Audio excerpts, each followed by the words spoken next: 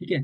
तो हमने last lecture में डिस्कस किया था, हेलो ऑल, लास्ट लेक्चर में हमने डिस्कस किया था कि नंबर ऑफ फाइल्स क्या होना चाहिए, उसके बेसिस पे हम टेमडीबी को कैसे नंबर ऑफ फाइल्स बनानी चाहिए, मतलब कितनी नंबर ऑफ फाइल्स बनानी चाहिए। और इसके अलावा आप इस आर्टिकल को भी फॉलो कर सकते हैं जिसमें आपको टेमडीबी के रिकमेंडेशंस, प्रो एंड कॉन्स सब मिल जाएगा। ये लेटेस्ट आर्टिकल है माइक्रोसॉफ्ट की साइट से। ठीक है।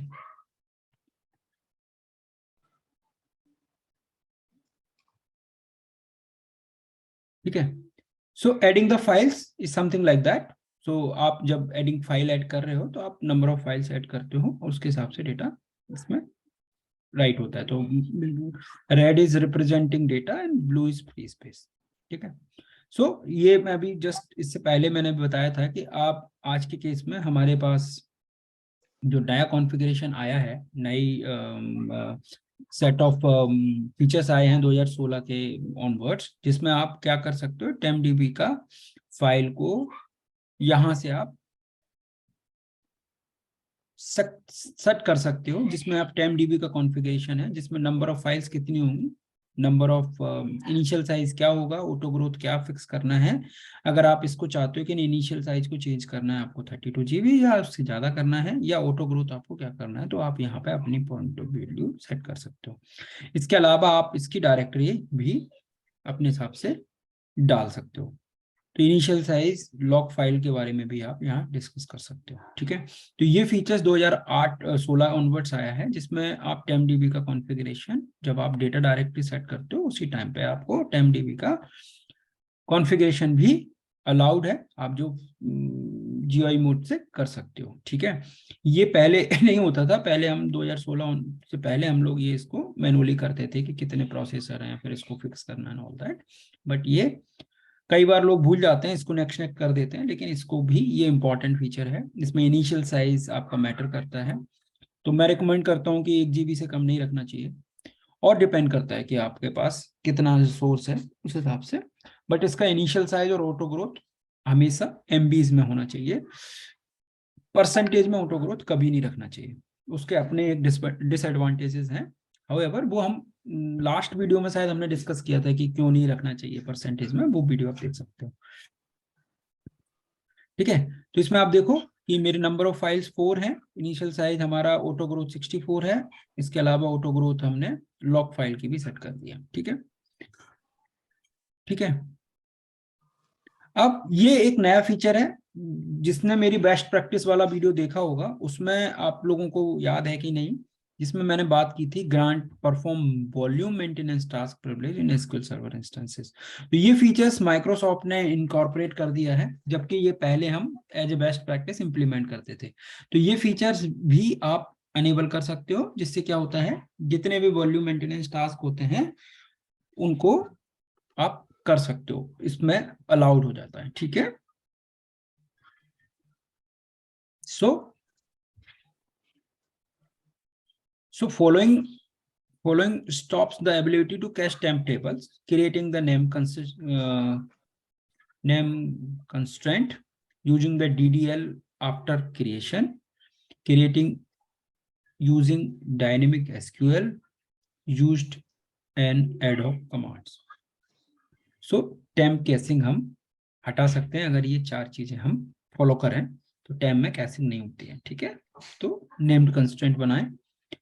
ठीक है। उसके अलावा मेमोरी ग्रांट्स के केस में query submitted, optimize check start, predict memory needed, try to assign the continuous memory grant pending and query run.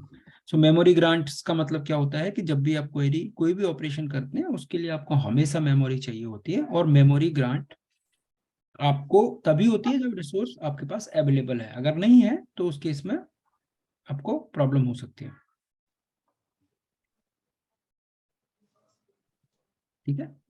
और टेमडीबी के केस में जो हमारे परफॉर्मेंस काउंटर्स होते हैं, परफॉर्मेंस काउंटर होते हैं वर्क फाइल क्रिएटेड पर सेकेंड, वर्क टेबल क्रिएटेड पर सेकेंड, उसके अलावा वर्क टेबल फ्रॉम कैसे बेस, वर्क टेबल फ्रॉम कैसे रेशियो, ये कुछ काउंटर्स होते हैं। अगर हम मॉनिटरिंग कॉन्फ़िगर कर रहे हैं तो इन मॉनिटर्स काउंटर्स को हम चेक कर सकते हैं, और परफमॉन के थ्रू भी आप ये चीज काउंटर को चेक कर सकते हो, देख सकते हो कि इन परफमॉन एक टूल है जो बाय डिफॉल्ट विंडोज पे अवेलेबल होता है, उनमें ये आप काउंटर देख सकते हो।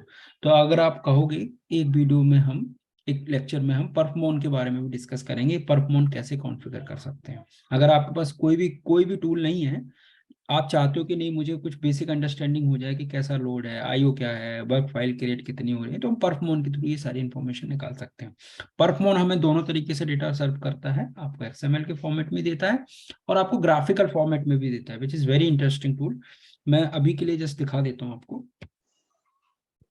कैसे देख सकते हैं।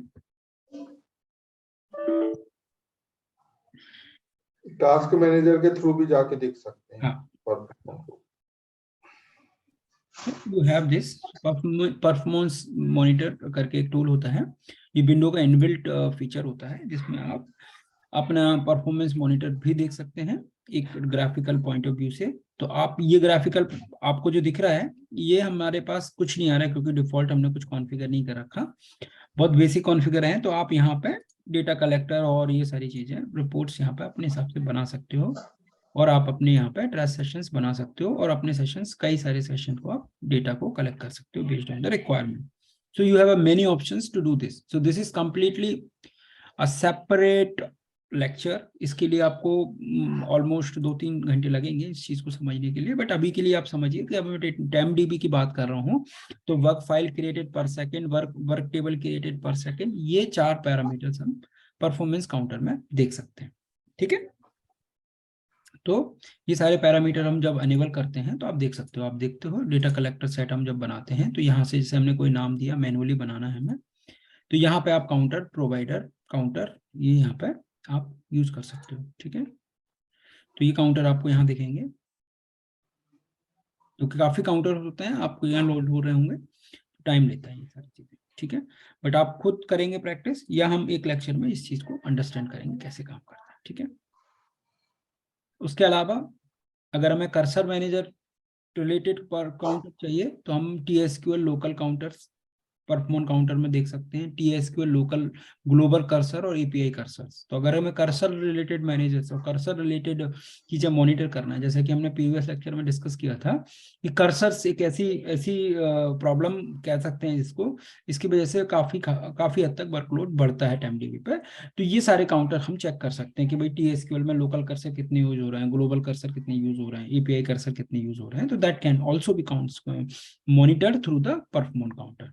तो याद रखिए, TSQL local cursor, TSQL global cursor और API कर्सर, ये तीनों तरह के कर्सर आप कंसीडर कर सकते हैं। दूसरा कर्सर मैनेजर टूल भी होता है। टोटल एक और काउंटर होता है जिसको आप बोलते हो cursor manager total cursor conversation rate, तो कितना कर्सर कन्वर्ट हो रहा है, तो ये आप परफॉर्मेंस के थ्रू मॉनिटर कर सकते हैं। ये देखिए आप यहाँ पे, तो आप यहाँ पे देख सकते हो जितने सॉफ्टवेयर आपके इंस्टॉल्ड हैं उसके बेसिस पे ये एक पूरा लिस्ट बना दिया इसने। तो आपने सपोज करो यहाँ पे MS SQL सेलेक्ट किया, उसके बेसिस पे आप यहाँ पे अलग अलग काउंटर को चेक कर सकते हो। सो दिस इज समथिंग डिफरेंट, और ये कहूंगा मैं कि एक अलग अलग सेट ऑफ लेक्चर होना चाहिए, 2-4 लेक्चर लगेंगे इसको अंडरस्टैंड करने में, बट ये एज ए नेटिव टूल है और आप इसको डे टू डे लाइफ में जब आपको लग रहा है कि बहुत प्रॉब्लमेटिक सर्विस है तो कुछ काउंटर आप अनेबल करके चेक कर सकते हो। राइट, तो ये सारी चीजें आपको बड़ी इंटरेस्टिंग लगेंगी अगर आप इस पर काम करोगे। और ये देखो आप, ये कुछ इवेंट ट्रेसेस हमारे चल रहे हैं ऑलरेडी, जो डिफॉल्ट ट्रेसेस हैं या पहले कभी लगाए होंगे तो वो चल रहे हैं ऑलरेडी। तो इस तरह से हम इनको स्टॉप भी कर सकते हैं। तो इस consider as a small monitor report, तो जिसमें आपकी हमेशा कोई ना कोई एक रिपोर्ट कैप्चर करता रहता है कलेक्टर के थ्रू। ठीक है, तो ये मैंने बताया परफॉर्मेंस काउंटर्स हैं जिसको हम कर्सर के हिसाब से, कर्सर के रिक्वायरमेंट के हिसाब से, अगर हमारे कर्सर का हमें डेटा चाहिए TimeDB पे कितने कर्सर यूज हो रहे हैं, तो ये काउंटर के थ्रू हम इसको निकाल सकते हैं। उसके बाद और सारे कौन कौन से परफॉर्मेंस काउंटर होते हैं वो बहुत इंपॉर्टेंट है, वो भी आपको समझना चाहिए। लॉजिकल डिस्क होता है जिसमें हम रीड राइट देख सकते हैं। तो read write disk average bytes read, मतलब एवरेज डिस्क वाइड कितनी रीड एक साथ कर रहा है, मतलब बाइट्स रीड के केस में वो कितनी बाइट्स को रीड कर रहा है। उसके अलावा राइट भी देख सकते हैं, पर सेकंड कितना रीड राइट कर रहा है वो देख सकते हैं। ये तो लॉजिकल डिस्क के केस में हो गया। जनरल स्टैटिस्टिक्स के केस में देख सकते हैं कि टेम्प टेबल क्रिएशन रेट क्या है। अगर आप देखते हैं कि आपके जो प्रोग्राम्स हैं उसमें टेम्प टेबल कितने फ्रिक्वेंटली क्रिएट हो रहे हैं, 1 घंटे में कितनी टेम्प टेबल क्रिएट हुई, ठीक है। और डिस्ट्रक्शंस, कितनी टेबल ड्रॉप हुई। और सबसे इंपॉर्टेंट पैरामीटर जो कि मैं लास्ट में डिस्कस कर रहा हूं, एक्टिव टेम्प टेबल, कितनी टेबल अभी भी एक्टिव है, तो कितनी बनी, किस रेट से बनी, किस रेट से डिस्ट्रॉय हुई, और अभी बनने के बाद और डिस्ट्रॉय होने के बाद भी कितनी टेबल है जो एक्टिव अभी भी है। तो ये परफॉर्मेंस काउंटर हम टेम्पडीबी के केस में मॉनिटर कर सकते हैं। तो हमने क्या चीला, सबसे पहले हमने जो परफॉर्मेंस काउंटर डिस्कस किए, मैं रिवाइज कर देता हूं। सबसे पहले काउंटर हमने डिस्कस किए थे जिसको हमने वर्क फाइल के केसेस में डिस्कस किया, ठीक है। वर्क फाइल टेबल्स और वर्क फाइल। दूसरा हमने कर्सर के परफॉर्मेंस काउंटर डिस्कस किए, टेम्पडीबी पे कर्सर के संदर्भ में कौन कौन से काउंटर हैं जो हम परफॉर्मेंस पे मॉनिटर कर सकते हैं। एक इंपॉर्टेंट पॉइंट ये है कि ये जरूरी नहीं कि परफॉर्मेंस पे ही करें, कई ऐसे टूल है मार्केट में जो इस तरह की फैसिलिटी देते हैं और वो भी परफॉर्मेंस के बेसिस पे ही काउंटर को कैप्चर करते हैं। ये तो क्वेरी से करेंगे या परफॉर्मेंस से करेंगे। जैसे एक टूल है called SolarWind DPA, there is many tool which is I mean जो आपको परफॉर्मेंस से रिलेटेड डेटा प्रोवाइड करते हैं, ठीक है। तो वो टूल भी कहीं ना कहीं इसी बेसलाइन को फॉलो करते हैं और इसी पैरामीटर्स को ही एज ए रेफरेंस पॉइंट रखते हैं जिसके बेसिस पे वो परफॉर्मेंस को मॉनिटर करते हैं। हमेशा जब भी आप देखोगे, चाहे माइक्रोसॉफ्ट के साथ आप केस खोलो, तो माइक्रोसॉफ्ट भी आपको एक EXE या ऐसा प्रोग्राम बना के देती है जिसकी बेसिस पे वो डेटा कैप्चर करती है। तो कई बार वो आपसे बोलती है कि परफॉर्मेंस काउंटर भी हमें कैप्चर करके दीजिए, तो वो यही नहीं काउंटर को यूज करते हैं to get the status of the your specific requirement. मतलब अगर टेम्पडीबी से रिलेटेड प्रॉब्लम है तो इन्हीं काउंटर को यूज किया जाता है। इसके अलावा ये तो हो गई बात कि काउंटर हमने कैसे, कौन कौन से काउंटर यूज करना है, बट कैसे यूज करना है, उसका डेटा कैसे रीड करना है, तो जब हम नेक्स्ट लेक्चर्स देखेंगे तो वो एक नेक्स्ट लेवल है जिसपे हम डिस्कस कर सकते हैं। बट अभी के लिए ये समझिए कि हम ये सारे काउंटर हमेशा यूज करते हैं। अब ये इससे पहले हमने हार्डवेयर लेवल पे बात कर ली, डिस्क लेवल पे बात कर ली, अब हम बात करते हैं ट्रांजेक्शन लेवल पे। तो ट्रांजेक्शन्स की बात हो गई, तो ट्रांजेक्शन्स कैसे हो रहा है, फ्री स्पेस इन टीमडीबी, केबी में कितना फ्री स्पेस है, कितने नंबर ऑफ ट्रांजेक्शन्स हो रहे हैं। स्नैपशॉट ट्रांजेक्शन्स, जैसे कि मैंने बताया था कि आप जब ट्रांजेक्शन्स, स्नैपशॉट भी एक बहुत बड़ा कंट्रीब्यूटर है जो टीमडीबी को यूज करता है। उसके बाद वर्जन क्लीन अप रेट क्या है, जनरेशन रेट क्या है, वर्जन स्टोर साइज क्या है, तो ये ट्रांजेक्शन्स के रिलेटेड पैरामीटर्स हो गए। तो ये जब हम वो करेंगे ना, क्या बोलते हैं, ये क्वेरी मैं आपको दे दूंगा। इस क्वेरी का, सिंपल क्वेरी का मतलब कुछ नहीं है, ये डिफॉल्ट DML है।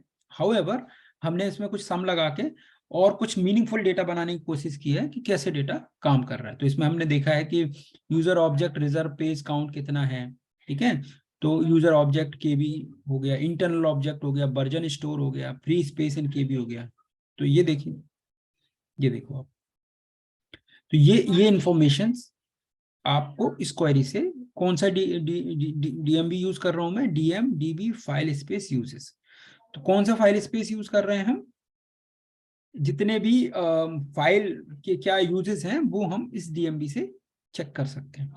तो ये क्वेरी आपको नॉर्मली, अब वैसे भी चलाओगे तो आपको मिल जाएगी, बट हमने क्या किया है, स्पेसिफिक पेज काउंट के हिसाब से 8 पेज होते हैं हमारा, एक्सटेंड के बेसिस पे हमने ये चीजें वो कर लिया है, समराइज कर लिया है, तो बेटर रीडेबल डेटा मिलेगा। तो ये क्वेरी हम चला के भी देख सकते हैं। इस क्वेरी से आपको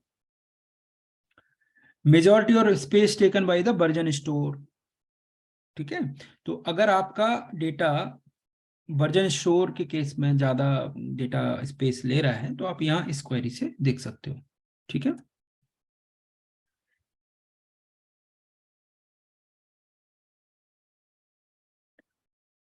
सो नेक्स्ट टॉपिक मूव करते हैं। ये क्वेरी आप लोग लिख लो, DM_DB_file space uses, ठीक है। ये डीएमबीज होती हैं जिसको आप यूज कर सकते हो। वैसे जनरली और भी कई सारी डीएमबीज होती हैं जो हम नेक्स्ट सब्जेक्ट में समझेंगे कि टेमडीबी को कैसे इन्वेस्टिगेट करना है उस वाले लेक्चर में, ठीक है।